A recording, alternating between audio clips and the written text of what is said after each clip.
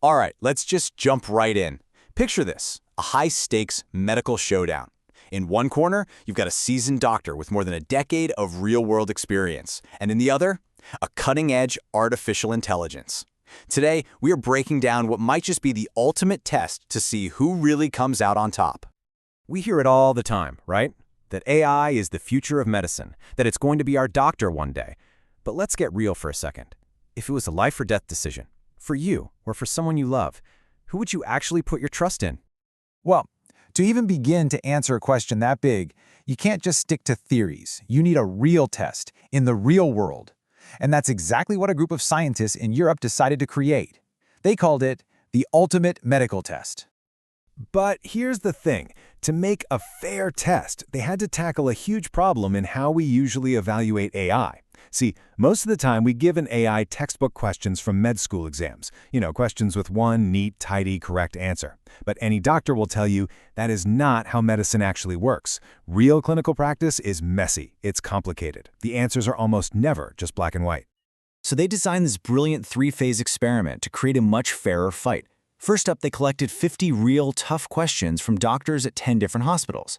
These weren't from a textbook. They were actual problems these doctors were wrestling with.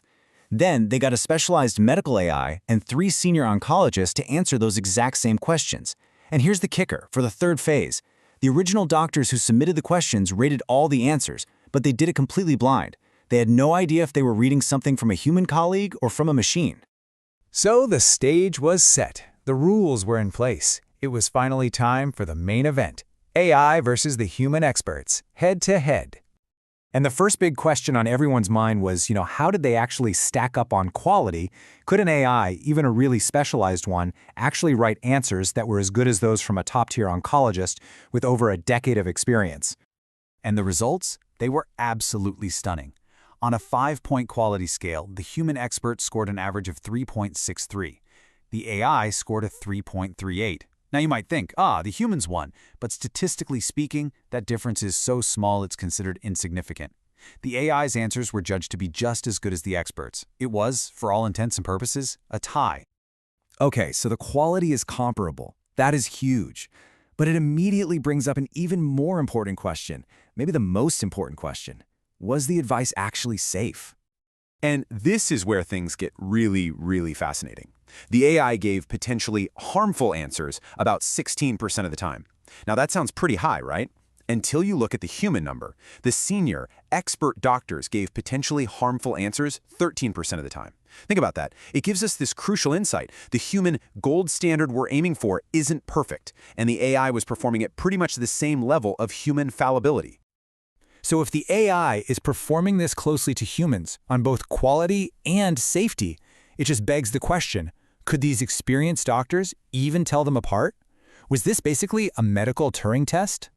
Well, get this. The judges correctly identified an AI answer only 72% of the time. Now let's flip that around. That means for more than a quarter of the AI's answers, experienced doctors looked at a machine's response and thought, yep, this came from one of my human colleagues. That's how incredibly convincing this technology has become. So let's just step back and take a look at the final scorecard, because it really reveals just how unexpected this whole outcome was. When you look at all the numbers side by side, it's just wild. Quality scores, a statistical dead heat, potentially harmful answers, almost identical rates, and the ability to even tell them apart, the AI was nearly as hard to spot as the humans were. In almost every single way that mattered, this was a draw. Okay, so seeing all this, you might be thinking, great, my next doctor is going to be a laptop. But not so fast. The study's authors themselves give us a very important reality check. Yeah, despite these incredible, mind-blowing results, the researchers made this crystal clear statement. They would discourage the use of LLMs as general AI assistants in clinical practice at this time. So, what gives? Why slam on the brakes after such an amazing performance? Well, there are a few absolutely critical reasons. First, these AIs can hallucinate. That means they can just make stuff up and state it with complete confidence.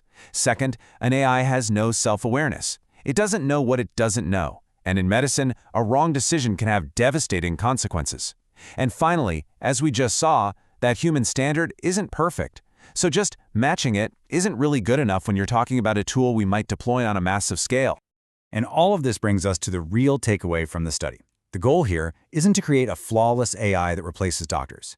Based on this evidence, the real, game-changing opportunity is to build a powerful support tool, a co-pilot that works alongside our doctors to augment their skills and maybe, just maybe, help shrink that 13% human error rate. So if the end goal is a support tool, a true partner for our doctors, what does that journey actually look like? Well, it's a path to partnership. The biggest technical hurdle we have to get over is this idea of hallucination. Just to be clear, that's when an AI model confidently spits out information that's just plain wrong or nonsensical. It's not in its training data, it just invented it.